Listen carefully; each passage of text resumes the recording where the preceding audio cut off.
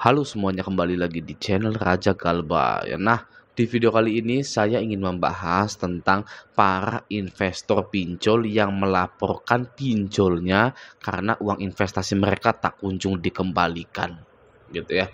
Jadi fenomena di tahun 2024 ini bukan hanya nasabah saja yang galbay, bukan hanya DC saja yang galbay, tapi perusahaan pinjolnya pun ikut-ikutan galbay ke investor mereka. Dalam dunia pinjol, sebenarnya semua pihak itu galbay. Ya, semua pihak itu galbay. Anda dan kita ini ya nasabah galbay. DC yang menagih Anda itu ya sebenarnya galbay juga loh. Itu sudah fakta, sudah pasti.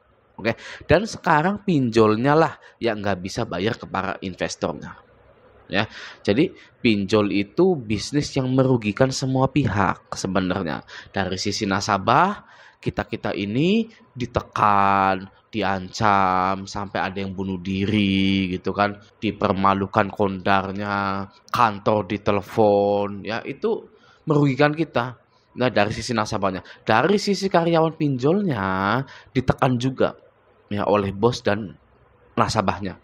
Apalagi yang berprofesi sebagai DC, divisi debt collector itu ya, itu ditekan sana sini, dimaki sana sini, sama kantor iya, sama atasannya iya, sama nasabahnya juga. Ya. Nah, sekarang dari sisi investornya, ya duitnya hilang. Ya, duitnya hilang sama seperti kasus yang akan kita bahas ini ya.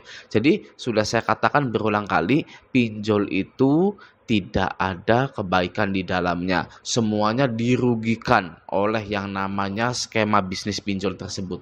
Ya, semuanya itu dirugikan ya. Maka dari itu menurut saya jalan satu-satunya ya harus di-stop. Ya, harus diberhentikan, bukan hanya stop membayar saja ya. Bukan hanya dari kitanya saja yang stop membayar gitu, tapi bisnis pinjol pun harus ditutup. Oke, semua yang berkaitan dengan perusahaan pinjol itu harus ditutup. Ya, apakah Anda setuju? Wah, pasti harus setuju. Ya, sekarang kita langsung saja ke berita para investor yang melaporkan pinjol ke pihak berwajib. Langsung saja kita baca beritanya yuk. Nah, di sini saya sudah ada di Google. Dan ada berita dari Kontan 2 hari yang lalu. Kasus gagal bayar tak kunjung usai, lender laporkan titik. Ya, di sini kuasa hukum lender telah melaporkan Aigro ke Mabes Polri pada Kamis. Lender itu investor, ya. Kasus gagal bayar tak kunjung usai, lender laporkan Aigro ke kepolisian. Saya ingin membahas yang lebih penting lagi daripada lender atau investor itu melaporkan pinjol modalin. Gitu ya. Ada satu hal yang harus Anda sadari atau pelajari di sini ya. Hal ini sangat penting sekali Anda pahami. Apa itu? Yakni galbay itu untuk para nasabahnya tidak masalah sama sekali. Bukanlah masalah yang besar. Oke, di sini kasusnya para investor pinjol mau uang mereka kembali. Ya kan, para investor pinjol ini mau uangnya mereka kembali. Lalu yang diperkarakan apakah Andanya atau perusahaannya? Nah, ya, jelas-jelas yang diperkarakan adalah perusahaannya, bukan nasabahnya. Oke ya, jadi buat Anda yang masih suka jump scare, takut, panik, cemas, berlebihan gitu ya. Ini Anda boleh ambil sampel dari sini. Ya, ketika Anda gagal bayar, nasabah itu tidak akan diperkarakan. Yang koar-koar nasabah akan diperkarakan itu ya cuma DC pinjolnya saja. Ya karena itu ya sudah tugasnya. Ya koar-koar bikin malu gitu kan. Itu tugas DC ya. Tapi ada pelajaran yang bagus dalam kasus investor modalin ini ingin mendapatkan uangnya. Ya, ini edukasi. Ya, tidak ada pelajaran tentang bertahan di dunia digital ini di fakultas manapun. Saya jamin itu. Ya, ini edukasi hutang yang dosen ekonomi pun belum tentu bisa kalau dirinya terjerat pinjol. Maka dari itu, karena kurangnya edukasi hutang piutang seperti ini, banyaklah berjatuhan korban di pinjol sampai ada yang bunuh diri. Oke, menganggap mereka itu, waduh nanti akan masa depan suram. Ya gimana nih hutang saya? Padahal dari berita seperti ini kita bisa belajar yang diperkarakan itu ya pinjolnya. Ya. Bahkan ada lagi, jika tingkat gagal bayarnya tinggi di suatu pinjol, yang didenda, yang dihukum itu pinjolnya, bukan nasabahnya. Ya, seperti itu. Indonesia itu kurang edukasi hutang piutang gagal bayar itu. Ya, sekarang saya tanya, sejak umur berapa Anda tahu kalau hutang di bank dan tidak bisa bayar akan disegel rumahnya? Dari mana Anda tahu kalau nggak bisa bayar hutang, di leasing, diambil motornya? Ya, sejak umur berapa Anda tahu kalau hutang di bank dan tidak bisa bayar akan disegel rumahnya, dan dari mana Anda mengetahui hal tersebut? Ya, jawabannya pasti ketika Anda sudah besar. Ya, ketika Anda itu sudah umur 25, 22, 20 lah. 20 tahunan gitu. Dan mostly dari pengalaman sendiri dan dari internet sosial media. Anda melihat rumah dipilok dengan tulisan tanah ini sedang dijaminkan atau sedang dalam pengawasan Bank A, ya. Lalu lihat di internet, pengemudi mobil ini, pengemudi motor ribut dengan DC leasing karena motornya ditarik. Gitu ya. Hal-hal tersebut ya, manajemen hutang piutang itu tidak pernah diajarkan di pendidikan formal.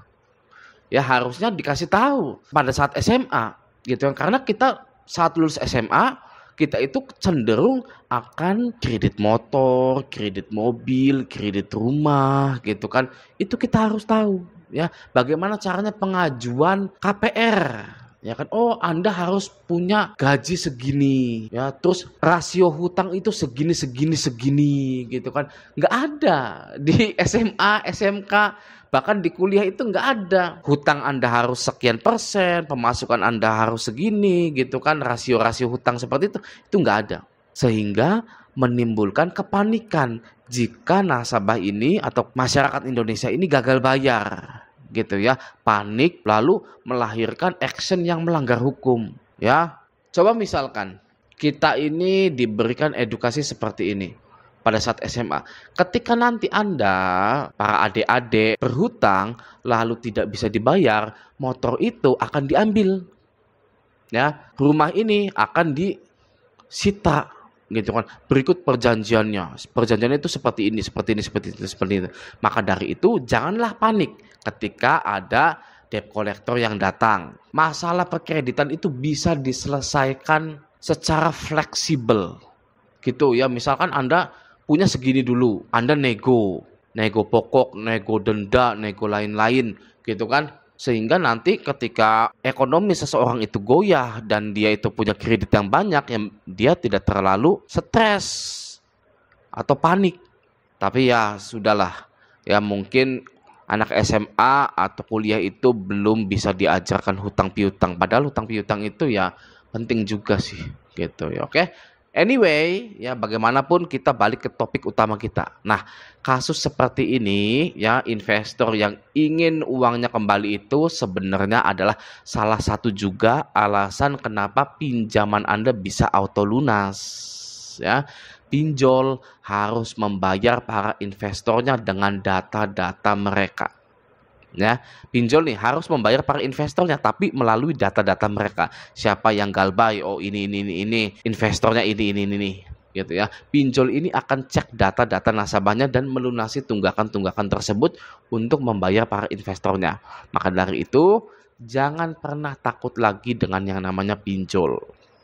Ya, karena sejatinya pinjol itu lemah. Ya, mereka itu ibaratnya kepentok sana sini ya. Kalau nggak di auto lunasi, hutang-hutang galbainya, investornya ngamuk-ngamuk karena uangnya nggak balik ya. Kalau dilunasi masih bisa nyari investor lain ya. Itu pun kalau masih ada investornya yang mau invest ke pinjol. Oke, kalau sudah seperti ini ya kayaknya sih berkurang ya. Investor-investor pinjol itu sudah pada kapok. Gitu, oke. Nah, tetap semangat terus pejuang galbay, jangan sampai kendor semangat galbaynya, gaungkan keberanian gagal bayar nasional di Indonesia ini, oke. Semoga video ini bermanfaat, sampai jumpa di video selanjutnya.